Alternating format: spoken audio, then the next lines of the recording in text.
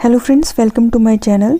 तो जैसा कि आप सभी को पता है कि NCERT सीरीज़ हम कर रहे हैं और NCERT सीरीज़ में आज हम करने जा रहे हैं क्लास 11 की हॉर्नबिल का second chapter, we are not afraid to die if we can all be together. So friends, ये एक एडवेंचरस स्टोरी है सी वॉयेज के बारे में। सी वॉयेज यानी कि समुद्री यात्रा के बारे में, जिसमें नैरेटर आपको ये बताता है कि अगर आप समुद्री यात्रा करते समय किसी तूफ़ान में या लहरों के बीच में अगर फंस जाते हैं तो किस तरीके से आप सूझबूझ के साथ सरवाइव कर सकते हैं और मौत के मुंह से अपने आप को बाहर ला सकते हैं, अपनी जान बचा सकते हैं। तो आइए शुरू करते हैं आज का वीडियो। चैप्टर का टाइटल है we are not afraid to die if we can all be together और इसे लिखा है Alan East and Gordon Cook ने। और ये स्टोरी है गॉर्डन कुक और इनकी फैमिली की। तो स्टोरी की स्टार्टिंग में ही हमें बताया जाता है कि captain James cook made round the world voyage 200 years ago. जो कैप्टन जेम्स कुक हैं उन्होंने राउंड द वर्ल्ड वॉयज की है, यानी कि पूरे संसार के आसपास समुद्री यात्रा की थी 200 साल पहले। और इसी यात्रा को डुप्लिकेट करना या दोहराना चाहते थे गॉर्डन कुक और उनकी फैमिली। तो स्टोरी में आगे बढ़ने से पहले स्टोरी के कैरेक्टर्स देख लेते हैं। सो स्टोरी में सबसे पहले कैरेक्टर है नैरेटर, जो कि 37 ईयर्स ओल्ड बिजनेसमैन है जिनका नाम है गॉर्डन कुक, जो इस स्टोरी के राइटर भी हैं। और उनकी वाइफ है मैरी और उनका बेटा है जोनाथन, जिसे जॉन भी कहते हैं, और वो 6 साल का है। इसके सिवा उनकी डॉटर, उनकी बेटी है सुजैन, जिसे स्यू भी कहा जाता है, जो 7 ईयर की है। और इसके सिवा स्टोरी में 2 लोग और हैं, 2 क्रू मैन या 2 नाविक कह सकते हैं आप इन्हें। पहला है लैरी विजिल, जो कि एक अमेरिकन है, और दूसरा है हब सिजलर, जो कि एक स्विस है। ये जो क्रू मैन हैं इनको भी अपने साथ समुद्री यात्रा पर हायर करके लेके चलते हैं। तो देखते हैं क्या होता है इस स्टोरी में। इसके सिवा यहाँ पर एक इम्पॉर्टेंट है, जो वो है ये नाम वेव वॉकर। वेव वॉकर इनकी जो नाव है या जो बोट है उसका नाम है। तो जो बोट है वेव वॉकर, ये 23 मीटर लंबी होती है और 30 टन वुडन हल यानी कि भारी लकड़ी से बनी होती है। ये बहुत प्रोफेशनली इसको बिल्ड किया गया, बनाया गया है और काफ़ी समय तक, कई महीनों कई सालों तक इसको इन्होंने टेस्ट किया था कि ये समुद्री लहरों में चल पाएगी कि नहीं चल पाएगी, ख़राब मौसम में, तूफ़ान में, इन सब चीज़ों को झेलने के काबिल है नहीं काबिल है। इस तरीके से इस बोट को पूरी तरीके से उन्होंने टेस्ट किया था एक लंबी समुद्री यात्रा करने से पहले। सो फ्रेंड्स, इस स्टोरी को हमने 3 पार्ट्स में डिवाइड कर लिया है। पार्ट 1 है a good start but disaster in store. इनकी समुद्री यात्रा जो है वो स्टार्ट तो बहुत अच्छी होती है, लेकिन बाद में इनके साथ एक डिज़ास्टर हो जाता है। तो इनकी समुद्री यात्रा जो है वो स्टार्ट होती है 1976 में। Starts journey from Plymouth England. तो इंग्लैंड के प्लाईमाउथ से इनकी जो समुद्री यात्रा है, सी वॉयेज है, वो स्टार्ट होती है। 3 years journey passed pleasantly from west coast of Africa to Cape Town. तो इनकी जो 3 साल की समुद्री यात्रा है वो बहुत प्लेजेंटली, बहुत ही आरामदायक गुजरती है समुद्र पर। और ये जो वेस्ट कोस्ट यानी कि जो पश्चिमी तट है अफ्रीका का, वहाँ से केप टाउन तक सफ़र करते हैं इन 3 सालों में। और लगभग 1,05,000 किलोमीटर की समुद्री यात्रा सेलिंग ये करते हैं इन 3 सालों में। इसके बाद before heading to east hire 2 crewman Larry and Hub. तो 2 और कैरेक्टर बताए थे इनकी फैमिली को छोड़कर, एक लैरी था और दूसरा हब। तो जब ये ईस्ट को जा रहे होते हैं केप टाउन से आगे, तो ये 2 क्रूमैन यानी कि 2 नाविकों को, एक लैरी और एक हब जो है, इनको भी अपने साथ हायर कर लेते हैं, क्योंकि इन्हें लगता है कि ईस्ट की तरफ जाना थोड़ा डिफ़िकल्ट है, तो इन्हें अपने साथ 2 नाविक और लेकर चलने चाहिए। तो ये इन दोनों को भी हायर कर लेते हैं। अब क्या होता है कि केप टाउन से जब ईस्ट को जाते समय इन्हें डिफ़िकल्टीज़ जो हैं वो आने लगती हैं और मौसम जो है वो काफ़ी ख़राब होने लगता है। तेज़ हवाएं चलने लगती हैं समुद्र में, जिससे ऊंची ऊंची लहरें जो हैं वो समुद्र में उठने लगती हैं।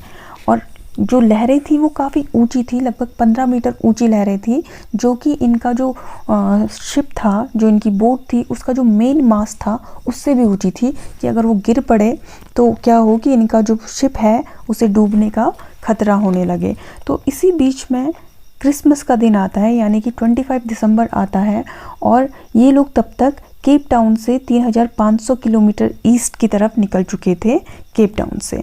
Despite weather atrocities they celebrated Christmas. ठीक है, तो वेदर यानी कि जो मौसम है बहुत ज़्यादा अत्याचार करता है उन पर, क्योंकि बड़ी बड़ी लहरें उठ रही होती है, समुद्र में तूफान चल रहा होता है, तेज हवाएं चल रही होती है, जिनसे कि उनके कानों में दर्द होने लगता है। इस तरह की जो हवाओं का शोर है, हवाओं की जो चीख है, वो उसे वो फेस कर रहे होते हैं। लेकिन उसके बाद भी वो अपने शिप पर, अपने बोट पर क्रिसमस सेलिब्रेट करते हैं, और न्यू ईयर आता है उसके बाद न्यू ईयर भी वो सेलिब्रेट करके चलते हैं। सो फ्रेंड्स, 2 जनवरी को मौसम बहुत ख़राब होने लगता है समुद्र में। समुद्र की लहरें बहुत ऊंची ऊंची उठने लगती हैं, जाइजेंटिक वेव्स का इनको सामना करना पड़ता है, यानी कि विशालकाय लहरें जो हैं वो उठने लगती हैं समुद्र में। और जो स्क्रीमिंग विंड्स हैं, हवाएं जो होती हैं वो जैसे चीख पुकार करने लगती हैं इनके आसपास, और इनके कानों में दर्द होने लगता है। तो जब ये देखते हैं कि मौसम बहुत ज़्यादा ख़राब हो गया है और इनकी बोट जो है वो इस मौसम में डगमगाने लगी है, तो ये सभी प्रिवेंटिव मेजर्स जो हैं, जो भी रोकथाम के उपाय हैं, वो सभी करते हैं। जैसे कि लाइफ राफ्ट जो ये लेकर आए होते हैं अपने साथ में, लाइफ लाइन्स जो लेकर आए होते हैं, ऑयल स्किन और लाइफ जैकेट्स जो लेकर आए होते हैं, उन सबको ये पहन लेते हैं और सारी चीज़ें बाहर निकाल देते हैं। यानी कि अपनी जो लाइफ है उसको सेव करने के जितने भी इनके पास जो भी चीज़ें अवेलेबल होती हैं, उन सब का इस्तेमाल करना शुरू कर देते हैं। तो 2 जनवरी को ही शाम के जो 6 बजे हैं, 6 PM पे क्या होता है, a gigantic wave exploded on Wave Walker, यानी कि एक जाइजेंटिक वेव, बहुत बड़ी विशालकाय लहर उठती है जो कि वेव वॉकर पर एक्सप्लोड होती है। तो जो नैरेटर है और उसके साथ जो 2 क्रू मेंबर्स हैं, वो पहले सोचते हैं कि जो हमारे शिप के ऊपर है एक बहुत बड़ा सा बादल जो है वो हमारे शिप का पीछा कर रहा है, और शायद वो बादल जो है एक्सप्लोड होने वाला है और वो कभी भी फट सकता है। लेकिन वो एक्चुअल में बादल नहीं होता है। जब तक वो समझते हैं कि ये क्या है, तब तक वो लहर जो कि बहुत ऊंची, बहुत विशालकाय होती है और जो बहुत ही सारा पानी अपने आप में लिए होती है, वो इनकी शिप के ऊपर टूट पड़ती है और इनका जो शिप है वो पानी से भर जाता है, पूरा पानी एक्सप्लोड हो जाता है इनकी शिप के अंदर। इस बड़ी सी लहर के बोट के ऊपर गिरने की वजह से बोट बहुत भयानक तरीके से हिलने लगती है, और जो नैरेटर होता है वो इधर उधर हिचकोले खाने लगता है, मतलब अपनी ही बोट में गिर जाता है वो आगे पानी में, इधर उधर हिचकोले खाने लगता है, और पूरी तरह से उनकी बोट का जो बैलेंस है वो बिगड़ जाता है। सारे लोग इधर उधर गिर जाते हैं, पूरा का पूरा बोट जो है वो बहुत बुरी तरह से हिलने लगती है, और उसमें से जो सामान है वो बाहर निकलने लगता है। जैसे कि जो उनके बर्तन हैं वो बाहर निकलने लगते हैं, उनके खाने का सामान, उनके पढ़ने की किताबें, वो सारी की चीज़ें जो हैं, कपड़े हैं, वो सब एक एक करके समुद्र में फैलने लगते हैं। इस तरह की उनकी बोट की हालत हो जाती है। और जो नैरेटर होता है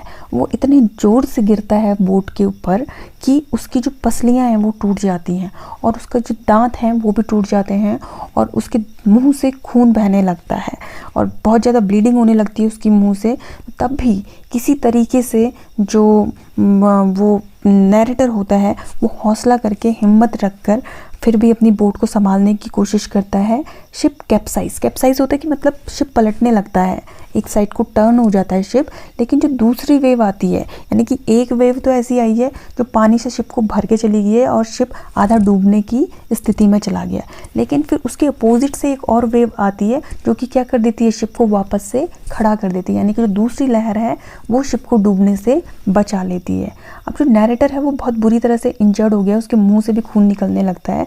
तो किसी तरीके से क्या करता है कि जो शिप का स्टीयरिंग होता है, जिसे शिप चलाते हैं, उसको ढूंढता है और वहाँ पर अपनी वाइफ मैरी को बिठाता है। तो मैरी आती है उस स्टीयरिंग, उस व्हील पर बैठने के लिए, ताकि जो व्हील है शिप की वो चलते रहे और शिप जो है वो इधर उधर लड़खड़ाए या फिर से डूबने की स्थिति में ना आए। और जो लैरी और हब, यानी कि जो 2 नाविक रखे थे उसने, 2 क्रूमैन रखे थे साथ में, वो क्या करते हैं, जितना भी पानी उनकी बोट के अंदर भर गया है, जिससे बोट डूबने की स्थिति में आ गई है, उस पानी को पंप आउट करते हैं, उसको बाहर की ओर धकेलते हैं।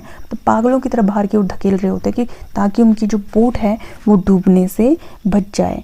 और उनको अपनी मेडे कॉल्स यानी कि जो कॉल्स वो इमरजेंसी के टाइम पे लगा रहे होते हैं, यानी कि रेडियो सिग्नल्स के थ्रू वो कोशिश करते हैं कि वो आसपास किसी से कनेक्ट कर पाएँ कि वो यहाँ पर मुसीबत में, ख़तरे में हैं, लेकिन उनको अपनी मेडे कॉल्स, अपनी इमरजेंसी कॉल्स का जो वो भेज रहे थे रेडियो सिग्नल्स के थ्रू, उनका कोई भी जवाब नहीं मिल रहा होता है। अब कहानी का दूसरा हिस्सा शुरू होता है, फाइटिंग ऑड्स, यानी कि जो भी इनकी मुसीबत भरी सिचुएशन बनी है, उस सिचुएशन से ये सब लोग कैसे फ़ाइट करते हैं। तो 3 जनवरी आने तक manage to control the level of water, यानी कि जो अंदर इनकी बोट में पानी आ गया है, उस पानी को मैनेज करने में, कंट्रोल करने में ये लोग थोड़ा बहुत कामयाब हो जाते हैं, क्योंकि लैरी और हर्ब जो हैं वो दोनों पंप कर रहे होते हैं पानी को बाहर। तो लगातार इतना ज़्यादा पंप करते हैं कि थोड़ा बहुत जो वाटर लेवल है उनकी बोट के अंदर वो कंट्रोल में आने लगता है। Pathetic condition of wave walker, लेकिन जो वेव वॉकर थी उसकी जो कंडीशन है, उनकी बोट की जो स्थिति है वो अब बहुत ज़्यादा पैथेटिक हो चुकी है, बहुत दयनीय हो गई है। और to hold them to Australia, मतलब इतनी पैथेटिक हो गई है कि वो बोट जो है अब उनको ऑस्ट्रेलिया महाद्वीप तक नहीं ले जा सकती है। तो इसलिए अभी उन्हें बीच में एक टेम्प्रेरी एस्केप अपने लिए चाहिए होता है, कोई जगह चाहिए होती है जहाँ पर वो रुक सकें और बोट को रिपेयर कर सकें। जो नैरेटर है गॉर्डन कुक, वो तब तक अपनी बोट में जितने भी होल्स हैं, जहाँ जहाँ रिपेयर की ज़रूरत है वहाँ वहाँ रिपेयर करने में लग जाते हैं। हालांकि उनको बहुत सारी चोटें लगी हैं, लेकिन फिर भी वो रिपेयर का काम करते हैं। लैरी और हब जो है वाटर को बाहर पंप कर रहे होते हैं, जिससे कि वाटर का लेवल जो होता है डिक्रीज़ हो जाता है, ठीक है। और they ate first meal in 2 days, और 2 दिन बाद वो अपना फर्स्ट मील खाते हैं, यानी कि 2 दिन लगातार 2 दिन भूखे रहने के बाद फिर जब पानी का लेवल बहुत कम हो जाता है बोट में, तो वो लोग अपना जो मील है या खाना है वो 2 दिन बाद सभी खाते हैं। और जब वाटर लेवल कम हो जाता है तो वो लोग थोड़ा थोड़ा रेस्ट भी कर लेते हैं, टर्न लगा लेते हैं एक दूसरे की, भाई 2 घंटे तुम पानी पंप करना, 2 घंटे ये सोएगा, 2 घंटे तुम पानी पंप करना और ये रेस्ट करेगा। इस तरीके से थोड़ा थोड़ा रेस्ट भी वो इन बिटवीन ले लेते हैं। तो उन्हें लगता है कि चलो अब मौसम सुधर जाएगा और हम लोग इस मुसीबत से बच जाएंगे और हमारी ज़िंदगी जो है यहाँ पर बच जाएगी। लेकिन 5 जनवरी को क्या होता है, at dawn desperate situation again. लेकिन 4 जनवरी को तो उनका ठीक रहता है, 4 जनवरी को वो लोग थोड़ा खाना भी खा लेते हैं, थोड़ा रेस्ट भी कर लेते हैं, वाटर लेवल भी कम हो जाता है और थोड़ी बहुत अपनी बोट भी रिपेयर कर लेते हैं। लेकिन 5 जनवरी की जैसे ही सुबह होती है, डॉन होता है, वैसे ही सिचुएशन फिर से डेस्परेट हो जाती है, यानी कि मौसम फिर से तूफ़ानी हो जाता है, फिर से लहरें ऊंची ऊंची उठने लगती हैं और वेव वॉकर फिर से उनकी डगमगाने लगती है। नैरेटर के जो दोनों बच्चे हैं, जॉन और स्यू, इन्हें भी चोट लगी है। स्यू का सर जो है चोट से सूज जाता है, लेकिन फिर भी वो अपने फादर को ये नहीं बताती कि कितनी सीरियस चोट उसे लगी है, क्योंकि उसे दिखता है कि उसके फादर किस तरीके से स्ट्रगल कर रहे हैं बोट को बचाने के लिए और उन सब की लाइफ्स को बचाने के लिए। इसलिए वो अपनी चोट को बहुत ज़्यादा सीरियस ना बताते हुए कहती है कि मुझे थोड़ा बहुत ही चोट लगी है, जब भी वो अपने बच्चों से मिलने जाता है बीच में देखने के लिए कि वो ठीक है या नहीं है। तो वो बहुत ब्रेवरी से, बच्चे भी बहुत बहादुरी से अपने पेरेंट्स का साथ देते हैं, उनको अपनी जो प्रॉब्लम्स हैं या जो चोटें लगी हैं उनके ऊपर परेशान नहीं करते हैं, उन्हें बताते ही नहीं है कि उन्हें कितनी गंभीर चोटें आई हैं।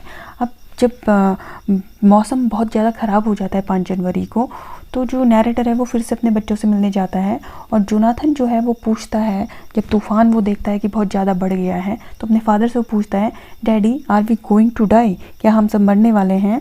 तो जो डैडी हैं वो समझाने की कोशिश करते हैं कि नहीं, ऐसा कुछ नहीं होगा, कि मैं कुछ ना कुछ तरीका निकाल लूँगा जिससे कि हम सब बच जाएंगे। तो जोनाथन रिप्लाई करता है, but daddy we are not afraid of dying if we can all be together. तो ये जो लाइन है यही आपके चैप्टर का टाइटल भी है, और ये जो चैप्टर का टाइटल है ये यहाँ पर जो जोनाथन है यानी कि नैरेटर का जो सन है उसकी लाइन है, एक छोटे बच्चे की लाइन है ये। तो बच्चा बोलता है कि daddy we are not afraid of dying, कि हम मरने से डरते नहीं हैं, if we can all be together, अगर हम सब साथ रह सकें, तुम, मैं और मेरी मदर और मेरी सिस्टर, अगर हम चारों साथ में हैं तो हमें मरने से डर नहीं लगता। तो ये बात जो है नैरेटर को बहुत ज़्यादा हौसला देती कि कैसे एक छोटा बच्चा इतनी ज़्यादा मोटिवेशन भरी लाइन बोल रहा है या इतना ज़्यादा करेजियस है कि उसको मरने से ही डर नहीं लगता। तो ये जो नैरेटर है उसको और मोटिवेट करता है कि वो किसी तरीके से इस बोट को बचाए और इस बोट पर जितने भी लोग हैं, क्रू मेंबर्स और उसकी फैमिली, उन सबको बचाए। और स्यू जो होती है वो एक कैरिकेचर ड्रॉ करती है अपने पेरेंट्स का और अपने पेरेंट्स को एक कार्ड देती है जिसमें अपने फादर के लिए लिखती है कि उसके फादर जो हैं वो क्या हैं, बहुत ब्रेव हैं। उसके बाद शुरू होता है कहानी का तीसरा हिस्सा, कनकर द बैटल, कि कैसे इस समुद्री तूफान से जो उनका युद्ध है उसे वो जीतते हैं, कनकर करते हैं। तो अब जो नैरेटर है वो मैप वाले रूम में जाता है अपनी बोट के और वहाँ पर मैप्स को सर्च करने लगता है, क्योंकि अब उन्हें एक ऐसी जगह की ज़रूरत है जहाँ पर वो रुक सकें, क्योंकि उनकी सिचुएशन बहुत डेस्परेट हो चुकी है। बहुत सारी इंजरीज़ हुई हैं नैरेटर को भी, उसके बच्चों को भी, और जितने भी मेंबर्स हैं उस बोट पर उन सबको कहीं ना कहीं काफ़ी सारी चोटें लगी थी। और उनकी जो बोट थी वो भी अब इतनी ज़्यादा स्ट्रॉन्ग नहीं रह गई थी, उसको भी रिपेयर की ज़रूरत थी। इसलिए वो मैप्स ढूंढने जाता है कि क्या आसपास कोई ऐसी जगह है जहाँ पर वो रुक सकते हैं, जहाँ पर वो अभी पहुँच सकते हैं कुछ टाइम के लिए हॉल्ट करने को। और लकीली उनको आइल एम्स्टर्डम नाम का एक जो साइंटिफिक बेस है वो मिल जाता है, यानी कि एक आइलैंड उनको मिल जाता है जिसका नेम होता है आइल एम्स्टर्डम। तो ये एक फ्रेंच साइंटिफिक बेस होता है और जैसे ही वो इस आइलैंड को देखते हैं तो उन्हें एक साइन ऑफ रिलीफ मिलता है। तो 100-200 किलोमीटर की दूरी पर वो होता है मैप में। तो नैरेटर बोट की डायरेक्शन को उस दिशा में मोड़ देता है जहाँ आइलैंड होता है। तो जैसे ही वो आइलैंड पे पहुंचते हैं तो वो क्रू मेंबर्स जो होते हैं उन्हें एक राहत की सांस मिलती है और सभी जो लोग होते हैं बोट पर सवार वो सब एक राहत की सांस ले पाते हैं कि अब उनकी ज़िंदगी बच जाएगी। तो एक वोल्केनिक आइलैंड होता है आइल एम्स्टर्डम और वहाँ पर केवल 28 इन्हेबिटेंट्स 28 लोग ही रहते हैं जो उनको वेलकम करते हैं और उनको हेल्प करते हैं।